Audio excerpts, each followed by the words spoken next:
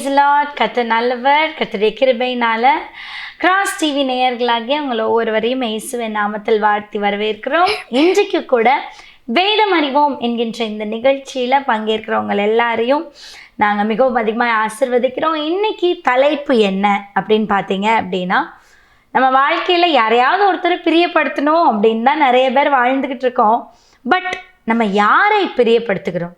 கர்த்தரை பிரியப்படுத்த வாழ்கிறோமா அல்லது மனுஷனை பிரியப்படுத்த வாழ்கிறோமா? ஸோ நம்ம மத்தியில் இருக்கிற சகோதரர் எஸ். ஜெயசீலன் அவர்கள், அவங்க கூட நம்ம நிறைய இதை குறித்து பேச போகிறோம். வாங்க பேசலாம். Praise lord uncle. பிரைஸ் லார்ட்மா. பிரைஸ். நல்லா இருக்கீங்களா? நல்லா இருக்கும் அங்கிள். கர்த்தருடைய கிருபையினால. நீங்க எப்படி இருக்கீங்க? நல்லா இருக்கிறோமா? சொல்லுங்கம்மா.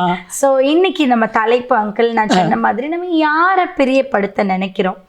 ஏன்னா நம்ம பார்த்தோம் அப்படின்னா வேதாகமத்தில் முதல் கேள்வி, ஜனங்களை பிரியப்படுத்தணும் அப்படின்னு இருந்த ஒரு நபர் யார்? அதற்காக அவன் என்ன செய்தான்? நிறைய பேர் மனுஷனை தான் பிரியப்படுத்துறாங்கம்மா. கண்டிப்பா வேதனையான காரியம். உண்மையாவே சரியா? ஒரு காரியத்தை புரிஞ்ச மாட்டேங்காங்க. நம்ம மனுஷனை பிரியப்படுத்தும் பொழுது ஆண்டவரை கஷ்டப்படுத்துறோம் அப்படிங்கிறது புரிய மாட்டேங்காங்க. உண்மையிலே அங்கிள். ஆமாம்மா. சரியா? இப்போ நீங்கள் கேட்ட கேள்விக்கு ஒரு மனிதன் பிலாத்து ஈஸியா மனசுல தங்குற மாதிரி வசனம் சொல்றோமா? மார்க் 15:15. மார்க் 15:15. பிலாத்து ஜனங்களை பிரியப்படுத்த மனதுள்ளவனாய் இயேசுவையோ வாரினால் அடிப்பித்து சிலுவையில் அறைவதற்கு ஒப்பு கொடுத்து விட்டான். அப்போ பிலாத்து ஜனங்களை பிரியப்படுத்த மனதுள்ளவனாய் இயேசுவை வாரினால் அடிப்பித்து பரபாசை அவர்களுக்கு விடுதலையாக்கி இயேசுவையோ வாரினால் அடிப்பித்து சிலுவையில் அறைவதற்கு ஒப்பு கொடுத்துட்டான். சில நேரங்கள்ல நம்ம கூட பிலாத்த போல தானே இருக்கிறோம். உண்மை, 100% உண்மை. பிலாத்துவாவே நம்ம மாறிடுறோம். ஆண்டவரை சிலுவையில் அறைந்து அவமானப்படுத்துகிற எபிரேயர் 6:6 யார் சொல்லுறாங்களே, ரட்சிக்கப்பட்டவங்க, அபிஷேகம் பண்ணப்பட்டவங்க, ஊழியம் செய்தவங்க, பரம ஈவை ருசி பார்த்தவங்க, அவங்க தான் ஆண்டவரை சிலுவையில் அறைந்து அவமானப்படுத்துகிறாங்க. அப்போ மனுஷனை பிரியப்படுத்துறதுக்கு நமக்கு மனசு ஆயிடுச்சுன்னா ஆண்டவரை நம்ம கஷ்டப்படுத்துகிறோம் அப்படிங்கிறது 100% உண்மை. ஸோ இப்போ நம்ம மனுஷனை பிரியப்படுத்துறதுனால ஆண்டவரை கஷ்டப்படுத்துகிறோம் அப்படின்னு சொல்கிறோம். அப்போ நம்ம ஆண்டவருக்கு பிரியமாய் வாழ்வது, அல்லது இன்னும் குறிப்பாக சொல்லணும் அப்படின்னா ஆண்டவருக்கு பிரியமாய் ஊழியம் எப்படி செய்யலாம் அங்கிள்? நீ கேட்ட கேள்வி ரொம்ப பிரயோஜனமுள்ள ஒரு காரியம். சரியா? என்னைய கேட்டால் ஒரு ஊழியக்காரனுடைய அடிப்படை தகுதி அப்படி சொல்லுவேன். எப்படி? அடிப்படை தகுதி குவாலிஃபிகேஷன். கலாத்தியர் 1:10. நான் அந்த வசனத்தை அப்படி சொல்லட்டுமா? இப்பொழுது நான் மனுஷனையா தேவனையா யாரை நாடி போதிக்கிறேன்? இன்னும் மனுஷனை பிரியப்படுத்துகிறவனாய் இருந்தால் நான் தேவனுடைய ஊழியக்காரன் அல்லவே அல்லன்னு சொல்லல. அல்லவே இல்லவே இல்லை. அப்போ யோசித்து பாருங்க, நான் சொன்னது வந்து தகுதி கரெக்டா இல்லையா? கரெக்ட். உண்மையிலே. அப்போ ஒரு மனுஷன் ஒரு மனுஷி ஆண்டவருக்கு ஊழியம் செய்யணும்னா மனுஷனையா தேவனையா யாரை நாடி போதிக்கிறேன்? இன்னும் நான் மனுஷனை பிரியப்படுத்துகிறவனா இருந்தால் தேவனுடைய ஊழியக்காரன் அல்லவே. ஸோ இன்னும் உங்க மனசுல தங்குற மாதிரி ஒரு வசனம் சொல்றேன். எபேசியர் 6:6. மனுஷனுக்கு பிரியமாய் பார்வைக்கு ஊழியம் செய்யாம. எப்படி? மனுஷனுக்கு பிரியமாய் பார்வைக்கு ஊழியம். அப்ப மனுஷனுக்கு பிரியமா ஊழியம் செய்தா அது ஊழியமே பார்வைக்கு தான், ஊழியம் கிடையாது. மனுஷனுக்கு பிரியமா அவ்வளவுதான். இன்னைக்கு நானும் ஊழியக்காரனி ஷோ பண்ணிட்டு இருக்கிறோம். யோசித்து பாருங்க. உங்களை பார்த்து ஒரு சின்ன கேள்வி கேட்குறோமா? கண்டிப்பாங்க. நீங்கள் இன்னைக்கு இந்த ஜென்ரேஷன் சரியா, கலராக லைட்டு, புகை, சரியா, பயங்கரமாக மியூசிக், ஒரு பரிசுத்தம் இல்லை, ஒரு நடுக்கம் இல்லை.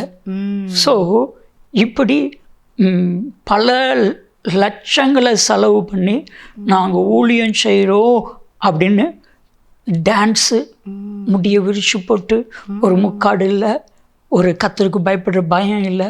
நான் கேட்குறேன், இந்த ஊழியத்தில் ஆண்டவர் பிரியமா இருப்பாராம்மா? கண்டிப்பா பிரியமா இருக்க மாட்டாரு. அது இந்த ஜனங்களுக்கு தெரியுதாம்மா?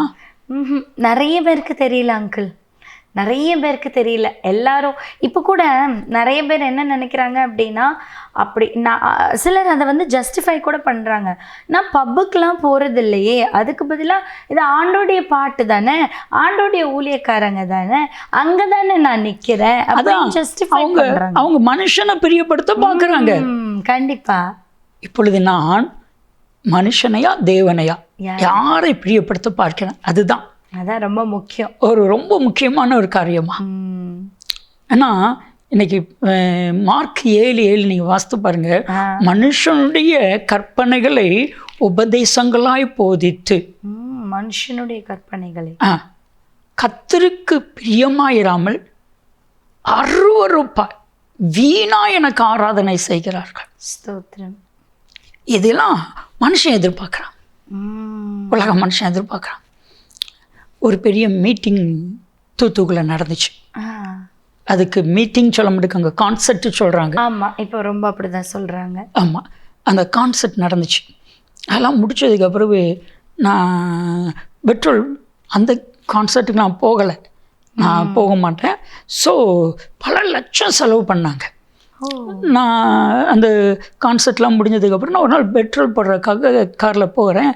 அந்த பங்க்கில், பெட்ரோல் பங்கில் சொல்கிறேன், சார் என்ன சார் கிறிஸ்தவம் அப்படி சார். என்னப்பா சார், சினிமாக்கார மாதிரி ஆடுறாங்க சார். என்ன சார், நான் பார்த்தேன் சார், எனக்கும் ஆர்டன் போல தான் இருந்துச்சு சார். ஸோ சொன்னால் எனக்கு அப்படி தூக்கி வாரி போட்டுட்டு, சார் கலர் கலராக லைட்டு, கலர் கலராக பொக்க, சார் இப்படிலாம் ஊழியம் செய்யலாமா சார் அப்படின்னு என்னை கேட்டான். நான் கேட்டேன், உனக்கு எப்படிப்பா ஊழியத்தை பற்றி தெரியும்? சார் நான் கிறிஸ்தவ ஸ்கூலில் தான் சார் படித்தேன், அதனால் இயேசுவை எனக்கு தெரியும் சார். நான் பைபிள்லாம் படிப்பேன் சார், நான் மட்டும் பைபிளை படிச்சுக்கிறேன், நான் மட்டும் இயேசுவோடு வாழ்ந்துக்கிறேன் சார், நான் மற்றபடி சர்ச்சுக்கு போகிறதில்ல. எனக்கு ஷாக்காக இருந்துச்சு. இப்படிலாம் நமக்கு தெரியாமல், நம்ம கண்ணுக்கு தெரியாமல் கோடிக்கணக்கான மக்கள் இருக்கிறாங்க. கண்டிப்பாக. ஸோ மனுஷனை பிரியப்படுத்துறதுக்காக இதெல்லாம் பண்ணி ஊழியம் செய்வதனால ஒரு பிரயோஜனம் இல்லை உண்மைக்குமே. இப்போது நம்ம மனுஷனை பிரியப்படுத்த வேண்டாம், ஆனால் தேவனை பிரியப்படுத்தணும் இல்லையா? அப்போ எது இல்லாமல் நம்மளால தேவனுக்கு பிரியமா இருக்க முடியாது? கூடாத காரியம். கூடாத காரியம் பைபிளில் ஒரு வசனம் இருக்குது, எபிரேயர் 11:6. விசுவாசம் இல்லாமல் தேவனுக்கு பிரியமா இருப்பது கூடாத காரியம். அப்போ ஆண்டவருக்கு ஃபஸ்ட்டு பிரியமான ஒரு காரியம்னா விசுவாசம். ஏன்னா கிருபையினால் விசுவாசத்தை கொண்டு ரட்சிக்கப்பட்டீர்கள், இது உங்களால் உண்டானதல்ல, இது தேவனுடைய ஈவு. ஸோ ஃபஸ்ட்டு விசுவாசம் கூட நம்மளால் உண்டானது அல்லவா? தேவனுடைய ஈவு, கிஃப்ட். கிருபையினால விசுவாசத்தை கொண்டு, கிருபையினால தான், அதான் விசுவாசத்தை துவக்குகிறவர். கிருபையினால விசுவாசத்தை கொண்டு ரட்சிக்கப்பட்டீர்கள், இது உங்களால் உண்டானதல்ல, இது தேவனுடைய ஈவு. அப்போ யார் ஒரு மனுஷன், ஒரு மனுஷி 100% ஜீசஸை விசுவாசிக்கும், அவன் ஆண்டவருக்கு பிரியம். இப்போ ஒரு சின்ன காரியம் சொல்கிறேன். நம்ம சொல்லுவாங்க தெரியுமா, பிளைண்டா விசுவாசின்னு சொல்லுவாங்க தெரியுமா? ஆமா. அதுனா என்னதுமா? கண்மூடித்தனமான ஒரு விசுவாசம், எதுவுமே அது இருக்கோ இல்லையோ ஆனா நான் நம்புறேன் அப்படின்ற மாதிரி. Blind faith. அதுதான் என்ன அர்த்தம் தெரியுமா? உனக்கு ஒரு சின்ன உதாரணம் சொல்றேன். ஒரு மனுஷனுக்கு கண்ணு தெரியல, சரியா? ரோட கிராஸ் பண்றதுக்காக இந்த சைட்ல நிக்கிறாப்ப, அப்போ ஒரு பாப்பா வாரா, அங்கிள் நான் உங்களை கூட்டிட்டு போட்டுமான்னு கேட்குறா. சரின்னு சொல்லிட்டு இவர் அந்த பொண்ணுடைய கையை பிடிக்கிறாரு, சரியா? இவன் நடந்து போறாரு, கிட்ட பைக்கு போகுது, கிட்ட கார் போகுது, கிட்ட வந்து ஹார்ன் அடிக்குது. இவர் பயப்படுவாரா? பயப்பட மாட்டாரு, ஏன்னா அந்த பொண்ணுக்கு கண்ணு தெரியுன்ற நம்பிக்கையில போவாருல்ல. எவ்வளவு அழகா கிளம்பரா வாசிட்டீங்க. சோ அந்த பிள்ளை தான் ரொம்ப கேர்ஃபுல்லா போகணும். இவருக்கு கவலையே கிடையாது, எனக்கு கண்ணு தெரியாது, அந்த பிள்ளைக்கு கண்ணு தெரியும், என்ன சேப்ப கூட்டிட்டு இந்த ஒரு விசுவாசம் கூட நமக்கு இல்லை இல்லைம்மா. உண்மைக்குமே. ஏன்னா எனக்கு நீங்க இது சொன்னோடனே எனக்கு ஒரு இன்சிடென்ட் ஞாபகம் வந்துட்டு. எங்களுக்கு சண்டே ஸ்கூல்ல ஒரு ஸ்டோரி சொல்லி கொடுத்துருக்காங்க. ஒரு ஃப்ளைட் வந்து எங்கேயோ கிராஷ் ஆக போகிற மாதிரி அப்படியே ஆடி அப்படி போதான். அந்த டைமில் எல்லாரும் பேனிக் ஆகுறாங்களா. ஒரு குட்டி பொண்ணு 4 வயசு பொண்ணு மட்டும் பயப்படாமல் ஜாலியாக விளாண்டுட்டு இருந்துச்சு. அப்போ பக்கத்தில் உள்ளவங்களாம் பாப்பா என்ன பயப்படல அப்படின்னு கேட்டதுக்கு, நீங்கள் எல்லாரும் பயப்படுறீங்க ஏன்னா நீங்கள் யாரோ தெரியாத ஒரு பைலட் ஓட்டுறாருன்னு இருக்கீங்க. But the pilot is my father. எங்க அப்பா என்ன சாக விடுவாங்களா அப்படின்னு. அப்பா மேல ஒரு நம்பிக்கையில ஃபெய்த். அப்ப நம்மளும் ஆண்டவர் மேல அதே விசுவாசத்தை வைக்கணும். அப்படி இல்லாத பட்சத்துல தான் ஆண்டவர் நம்ம மேல அருவருக்கணும். கண்டிப்பா.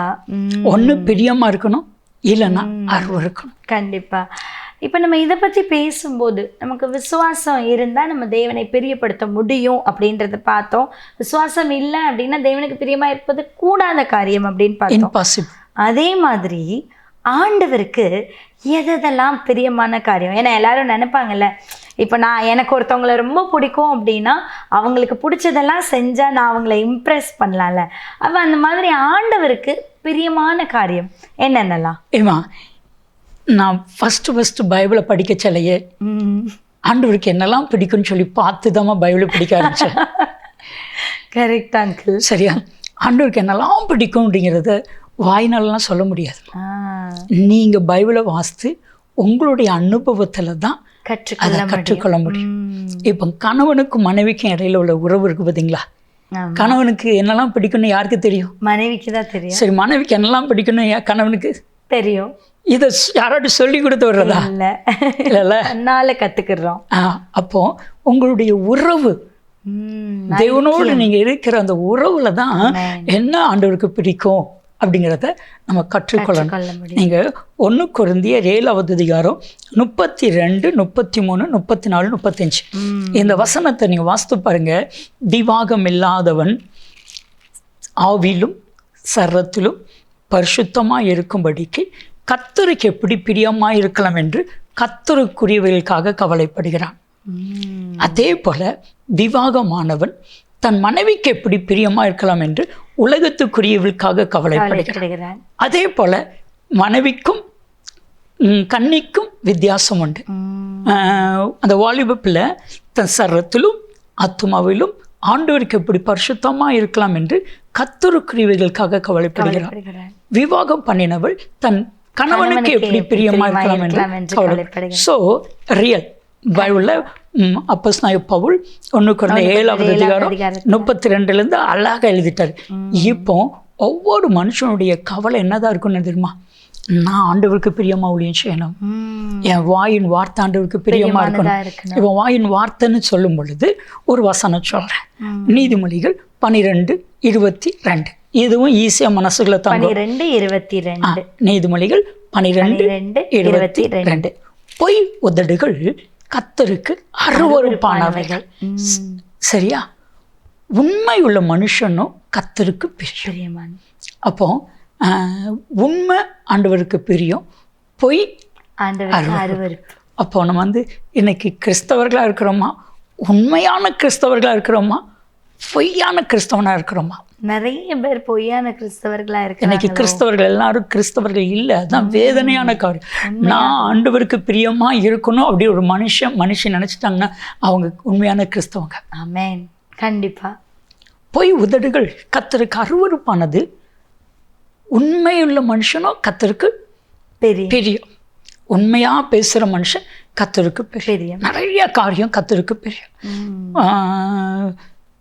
சவுல் சொல்றாரு, கடந்த எபிசோட்ல நம்ம பார்த்தோம், இதெல்லாம் பலி செலுத்துறக்கு அப்படின்னு சொல்றாரு. இப்போ சவுலுக்கு சாம்பல் தீர்க்கதரிசி சொல்ற பதில் என்ன தெரியுமா? பலியை பார்க்கிலும் கீழ்ப்படுதல் கர்த்தருக்கு பிரியம். அப்ப பலியை பார்க்கிலும் கீழ்ப்படுதல் தான் கர்த்தருக்கு பிரியம். நீ பலி செலுத்துறதுனால ஆண்டவர் மயங்கிடுவாரா? இல்ல காணிக்க கொடுக்கறதுனால மயங்கிடுவாரா? இல்ல. அதெல்லாம் ஆண்டவர் சொல்றாரு, இன்னொரு வசனத்துல சொல்றாரு, ஏசாயா 43:24, நீ உன் பணங்களினால் எனக்கு சுகந்த பட்டையை கொள்ளாமலும் உன் பலிகளின் நிலத்தினால் என்னை நீ சந்தோஷப்படுத்தாமலும் உன் பாவங்களினால் என்னை வருத்தப்படுத்தி உன்னுடைய அக்கிரமங்களினால் என்னை சங்கடப்படுத்துகிறார். ஆண்டவர் பலியெல்லாம் விரும்பல. நம்ம செய்யாம பாவம் செய்யாம இருந்தாலே, ஆண்டவரை பிரியப்படுத்துகிறவர்களா இருந்தாலே அதுவே மேலானது. கண்டிப்பா கண்டிப்பா. சரியா? ஆண்டவருக்கு பிரிய நிறைய சொல்லிக்கிட்டே இருக்கலாம், நிறைய சொல்லிட்டு இருக்கிறான். நீதிமொழிகள் 15:8 வாஸ்து பாருங்க. துன்மார்க்கனுடைய பலி கர்த்தருக்கு அருவருப்பானது, செம்மையானவருடைய ஜபமோ கர்த்தருக்கு பிரியம். இன்னொரு பார்த்தீங்கன்னா அருவருப்பு பிரியம். அப்போ பிரியத்துக்கு ஆப்போசிட் என்னது? அருவருப்பு. அருவருப்புக்கு ஆப்போசிட் என்னது? பிரியம். அப்போ ஒரு மனுஷனை தேவன் பிரியமான மனுஷனா நினைக்கிறதும் அந்த மனுஷனை அருவருக்கிறோம். உங்களுக்கு ஒரு காரியம் சொன்னால் கஷ்டமாக தான் இருக்குது. ஆனால் எனக்கு என்னென்னா, நிறைய பேருடைய ஜபத்தை கர்த்தர் அருவருக்கிறார். இப்போ நிறைய பேர் ஜெபிக்க ஆரம்பித்தாலும் ஆண்டவர் காதை பற்றிட்டு, போதும் உன் ஜபத்தை கேட்கறதுக்கு நான் ரெடியாக இல்லை, நீ ஜெபம் பண்ணி ஒரு பிரயோஜனம் கிடையாது. ஆண்டவர் அந்த மனுஷனுடைய ஜபத்தை அருவருக்கிறாரு. இப்போ உங்களுக்கு பிரியமே இல்லாத ஒரு மனுஷன், ஒரு ஃபேமிலி, நீங்கள் அருவருக்கிற ஒரு ஃபேமிலி உங்கள் வீட்டுக்கு உட்காந்துருக்காங்க, உங்களுக்கு நீங்கள் என்ன நினைப்பீங்க? ரொம்ப டிஸ்கஸ்டிங்காக இருக்கும், ரொம்ப கஷ்டமாக இருக்கும், அவங்கள பார்க்க முடியாது. ஏண்டா வந்தாங்க அப்படி, ஏண்டா இன்னைக்கு ஆண்டு இவெல்லாம் ஏண்டா கிறிஸ்தவன், ஏண்டா இவெல்லாம் ஊழியக்காரன் அப்படின்னு ஆண்டவர் வேதனை இருப்பாரு. வாழ்ந்தா ஆண்டவருக்கு பிரியமா ஒரே ஒரு வாழ்க்கை. சங்கீதம் 90:10 மோசே சொல்ல, மனுஷனுடைய ஆயுசு நாட்கள் 70 வருஷம், பலத்தின் மிகுதினால் 80. அதனுடைய மேன்மை வருத்தமும் சஞ்சலம். என்னை பொறுத்தளவில் ஆண்டவருக்கு பிரியமா ஊழியம் செய்துட்டு ஆண்டவருக்கு பிரியமா வாழ்ந்துட்டு ஆண்டவர்கிட்டே போகணும். அப்போ ஆண்டவர் என்ன சொல்றாரு தெரியுமா? 3 யோவான் 2 சொல்லு, பிரியமானவனே, பிரியமானவளே, பிரியமானவர்களே. எப்படி? பிரியமானவர்களே. கணவனை பார்த்து ஆண்டவர் சொல்றாரு பிரியமானவனே, மனைவியை பார்த்து பிரியமானவளே, குழந்தைகளை பார்த்து பிரியமானவர்களே, உங்கள் ஆத்துமா வாழ்வது போல நீங்க எல்லாவற்றிலும் வாழ்ந்து சுகமாய் சுகித்திருக்கும்படி. ஆண்டவருக்கு பிரியமா ஒரு மனுஷனோ ஒரு மனுஷன் இருந்தா அவங்க சுகமா சுகித்திருக்கணும்னு ஆண்டவர் விரும்புறாரு. ஆமென் ஆமென். இப்ப நீங்க உண்மையாவே எனக்கு அடுத்த குவெஸ்சன் பாயிண்ட் நீங்களே ஸ்டார்ட் பண்ணிட்டீங்க. யாரெல்லாம் பார்த்து ஆண்டவர் பிரியமானவனே, பிரியமானவளே, பிரியமானவர்களே அப்படின்னு கூப்பிடுகிறார் அங்கிள்? நிறைய பேரை ஆண்டவர் பிரியமானவன் சொல்லியிருக்கிறாரு, எனக்கு பிரியமானவள் அப்படின்னு சொல்லியிருக்கிறாரு. ஆனா குறிப்பா ஒரு மனிதனை குறித்து தானியேல் 9:23, தானியேல் பிரியமானவன், பிரியமான புருஷனாகிய தானியேலே, எப்படி? பிரியமான புருஷனாகிய தானியேலே, நீ மிகவும் பிரியமானவன், நீ வேண்டிக் கொள்ள தொடங்கின போதே கட்டளை வெளிப்பட்டது. அப்ப எவ்வளவு பெரிய வேர்டு. சோ இப்படி ஒரு வாழ்க்கை வாழ்ந்துட்டு செத்துடலாம். கண்டிப்பா அங்கிள். சரியா? இப்போ மனுஷனை பிரியப்படுத்தி ஒரு காரியம் தெரியுமா, எந்த மனுஷனை நம்ம பிரியப்படுத்தணும் அந்த மனுஷன் தான் நமக்கு ஆப்பு வைப்பான். உண்மை. எந்த மனுஷன் நம்ம பிரியப்படுத்தணும் அந்த மனுஷன் நம்மளை காயப்படுத்துவான். சரியா? ஆனா ஆண்டவரை பிரியப்படுத்தி பாருங்க, ஆண்டவர் நம்ம வாழ்க்கையே எங்கேயோ கொண்டுட்டு போயிடுவார். ஒரே ஒரு வாழ்க்கை, ஆண்டவர் மட்டும் நான் பிரியப்படுத்துவேன், இந்த உலகத்தை பார்க்க மாட்டேன், மனுஷனை பார்க்க மாட்டேன், உறவுகளை பார்க்க மாட்டேன். தானியேல் எத்தனையோ பிரச்சனை வந்துச்சு. ஆமா, அவனுக்கு வராத பிரச்சனையா? சிங்கக்கபில தூக்கி போட்டாங்க. சிங்கக்கபில தூக்கி போடுறதுக்காகவே ஒரு பெரிய பிளான் பண்ணாங்க. ஒரு சட்டத்தையே தானியேலுக்காக எழுதினாங்க. பைபிள்ல நிறைய பேர் ஒரு மொர்தெகாய்க்காக ஒரு பெரிய யூத குலத்தையே அழிக்கணும்னு நினைச்சாங்க. ஒரு தானியேலுக்காக ஒரு பெரிய சட்டத்தையே போட்டாங்க. என்ன பண்ண முடிஞ்சுச்சுமா? ஏன்னா தானியேல் பிரியமான புருஷனாகிய தானியேலை அசைச்சு பார்க்க முடியுமா? தொட்டு பார்க்க முடியுமா? தானியேல் 6 நாள்ல தானியேல் குரோதமா சதி பண்ணாங்க. ஆண்டவருக்கு பிரியமான குணம் தானியேல்கிட்ட இருந்துச்சு. அந்த வசனத்தை நான் சொல்லட்டா? என்னவென்றால், அது என்னவென்றால் தேசாதிபதிகளும் பிரதானிகளும் ராஜ்யத்தின் விசாரிப்பிலே தானியேலை குற்றம் கண்டுபிடிக்கும்படி முகாந்தாரம் தேடினார்கள். அவனிடத்தில் சுமத்துவதற்கு யாதொரு குற்றமும் அகப்படவில்லை. காரணம், அவன் உண்மையுள்ளவனாய் இருந்தபடியினால். அப்போ உண்மை ஆண்டவருக்கு பிரியம். அப்போ உண்மையுள்ள ஒரு மனிதனாக இருந்தான். அதனால தானியேல் ஆண்டவர் சரியா பிரியம். 4 அதே வேதாந்தத்தில் 4 இங்கே இருக்குன்னா அடுத்த பக்கத்தில் அதே இடத்துல 24 வருது. 4 அடுத்து 24 அவர்களையோ தானியேலை குற்றப்படுத்தினவர்களையோ மனைவி பிள்ளைகள் எல்லாரையும் சிங்கக்கவியில் போட்டாங்க. அப்போ ஒரு தேவனுக்கு பிரியமான ஒரு மனுஷனை யாராலையும் டச் பண்ண முடியாது. அதுதான் உண்மை. ஆமென், ஆமென். உண்மையாகவே நிறைய காரியங்கள் நம்ம இதை குறித்து டிஸ்கஸ் பண்ணியிருக்கிறோம். ஸோ ஆண்டவருக்கு பிரியமான மனுஷனாக இருக்கணும் முதல்ல. உண்மையாக நீங்கள் சொன்ன மாதிரி இன்றைக்கி உள்ள நாட்களில் யாருமே வந்து தேவனை பிரியப்படுத்தணும் அப்படின்ற எண்ணங்களே இல்லையோ அப்படின்ற ஒரு தாட் தான் வருது. ஏன்னா நிறையா இடத்துக்கு நாங்களும் போகும்பொழுதே பார்க்கும்போது தேவனுக்கு நம்ம பிரியமான ஒரு ஜீவியம் ஜீவிக்கணும் அப்படின்ற ஒரு வாழ்க்கைக்குள்ளாக நம்ம போகணும் அப்படின்ற எண்ணங்களே அநேகர்கிட்ட இல்லை.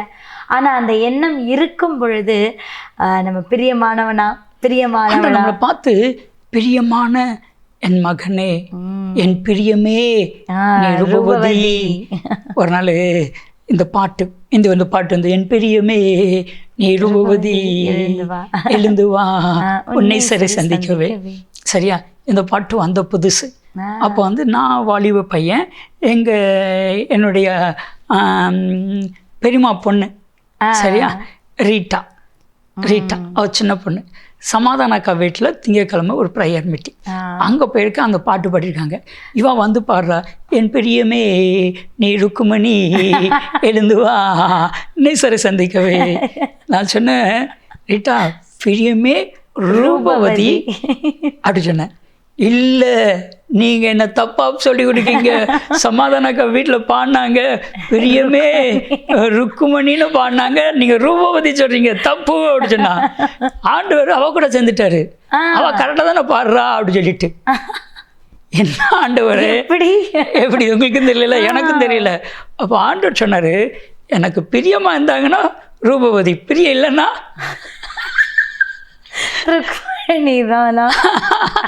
இப்போ ஆண்டவர் சொன்னார், நிறைய பேர் இன்னைக்கு பாடுறாங்க, பைபிள் படிக்கிறாங்க, ஜெபம் பண்ணுறாங்க, ஊழியம் செய்கிறாங்க, அத்தனை எனக்கு பிரியமாக இருக்குதா? இல்லை, இவங்க ரூபவதியா ருக்குமணியா? இந்த உலக மனுஷி இன்னைக்கு ஆண்டவருக்கு பிரியமாக நம்ம இல்லாமல் நம்ம இன்னைக்கு உலகத்தை பிரியப்படுத்தி பார்வைக்கு வாழ்ந்து, அதனால தானே ஆண்டவர் கூட ஒரு இடத்துல சொல்லும்போது நம்ம வந்து பிசாசுகளை அந்த டைமில் போய் ஆண்டவர்கிட்ட ஒரு வேளை கர்த்தாவே நாங்கள் உங்கள் நாமத்தினால தானே பிசாசை துரத்தணும், உங்கள் நாமத்தினால தானே இதெல்லாம் செஞ்சோம் அப்படின்னு சொன்னால் கூட அக்கிரம செய்கைக்காரர் என்னை விட்டு அகன்று புகழ் அப்படின்னு சொல்லிடுவேன்னு சொல்கிறாங்க. மேபி அவங்கெல்லாம் பிரியமானவர்களாக இல்லை. அப்படி தானே? உண்மை. நான் நீங்கள் சொல்கிறனால இந்த சத்தியத்தை நான் சொல்கிறேன், நீங்கள் சொன்னனால சொல்கிறேன். சரியா, ஒரு கோஷ்டி, ஒரு சாரா, ஒரு டீம், நாங்க இதை செய்தோம் அதை செய்தோம், உம்முடைய நாமத்தினாலே அற்புதங்களை செய்தோம், உம்முடைய நாமத்தினாலே பிசாசுகளை துரத்தினோம், உம்முடைய நாமத்தினாலே தீர்க்க தரிசனம் உரைத்தோம், உம்முடைய நாமத்தினாலே மரித்தோரை உயிரோடு எழுப்பினோம், உம்முடைய நாமத்தினாலே அற்புதங்களை செய்தோம் எல்லாம் சொல்றாங்க. இது மத்தேயு 7வது அதிகாரம் 21 இருக்குது. சரியா, நாங்க இதை செய்தோம் சொல்லுவாங்களா, அக்கிரம செய்கைக்காரரே என்னை விட்டு அகன்று போங்க. இன்னொரு கோஷ்டி, இன்னொரு குரூப், இன்னொரு டீம், ஆண்டவரை எப்போ செய்தோம் அப்படி சொல்றாங்க. ஆமா, எப்படி எப்போ செய்தோம் ஆண்டவரை, நாங்க எல்லாம் செய்யலையே, எப்போ செய்தோம்? என் பிதாவினால் ஆசீர்வதிக்கப்பட்டவர்களே, உங்களுக்காக ஆயத்தமாக்கப்பட்ட பரலோகராஜ்யத்துக்குள்ள பிரவேசம். அப்போ இதை செய்தோம் அதை செய்தோம்னு சொல்றவன ஆண்டவர் பரலோகத்துக்கு கூட்டிட்டு போகல. எப்போ செய்தோம் ஆண்டவரே, எங்களுக்கு தெரியலையே அப்படி சொல்ல ஆண்டவர் சொல்றாரு, இந்த சிறியருக்கு எதை செய்தீர்களோ அதை எனக்கே செய்தீர்கள். நான் பசியா இருந்தேன், எனக்கு சாப்பாடு கொடுத்தீங்க. நான் வஸ்திரம் இல்லாமல் இருந்து எனக்கு வஸ்திரம் செய்தீங்க, கொடுத்தீங்க. எனக்கு தாகத்துல இருந்து எனக்கு தண்ணி தந்தீங்க. காவலில் இருந்து என்னை விசாரிக்க வந்தீங்க. நான் மருத்துவமனையில இருந்தேன், என்னை விசாரித்தீங்க. ஸோ ஆண்டவரே, இதெல்லாம் எப்போ செய்தோம்? எப்போ செய்தோன்னு சொன்னவனுக்கு பரலோகம். பரலோகம். ஆண்டவரே இதை நான் செய்தனே அப்படின்னு பெருமையா சொன்னவங்களுக்கு அக்கிரம செய்கைக்காரர். அப்போ பாருங்களேன், யோசித்து பாருங்களேன், இது இரக்கம் ஆண்டவருக்கு பிரியம். கண்டிப்பா. சரியா? மற்ற 25:34 இருந்து இருக்குது 43 வரைக்கும். அப்போ ஒரு கோஷ்டி நல்லா ஊழியம் செய்கிறாங்க, அற்புத அடையாளங்கள்லாம் நடக்குது. இன்னைக்கு உலகத்தில் அவங்க தான் ஃபேமஸ். எஸ், உண்மையாவே. அவங்க ஒரு வீடியோ போட்டாச்சுன்னா லட்சக்கணக்கில் பார்ப்பாங்க, வியூஸ் பார்ப்பாங்க. ஐயோ, அவங்களுக்கு இருக்கிற மதிப்பு மரியாதை எல்லாமே வேற லெவலு. ஏன்னா தீர்க்க தரிசனம் சொல்றாங்க, அற்புதங்கள் நடக்குது, பிசாசை துரத்துறாங்க, மரித்தோர் உயிரோடு எழுப்புறாங்க, பல லட்சக்கணக்கான பேரை வச்சு மீட்டிங்லாம் நடத்துறாங்க. அவங்க கூட்டத்தை பார்த்தீங்கன்னா ஜெயின்னு இருக்குது, கூட்டம் அலமோதுது. ஸோ நான் ஒரு காரியம் சொல்லுவோமா, ஒரே ஒரு வாழ்க்கை. நான் பதில் சொன்ன தெரியுமா, ஆண்டவருக்கு பிரியமா வாழ்ந்து முடிச்சு ஆண்டவர்கிட்டே போயிடணும்.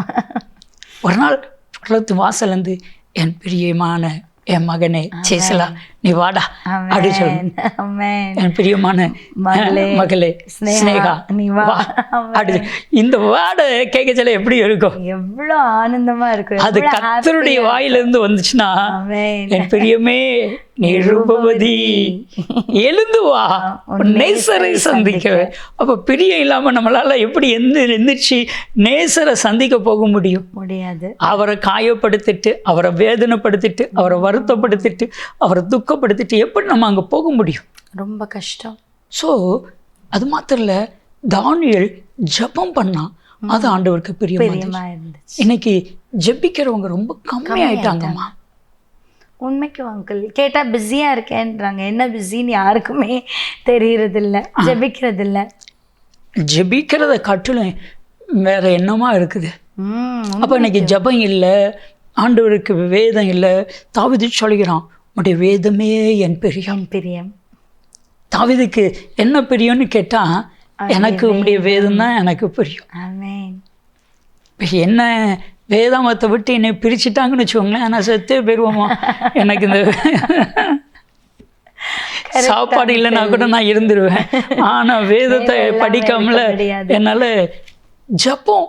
அப்போ தேவனுக்கு பிரியமானது ஜெபம், பிரியமானது வேதம், பிரியமானது விசுவாசம், பிரியமானது உண்மை.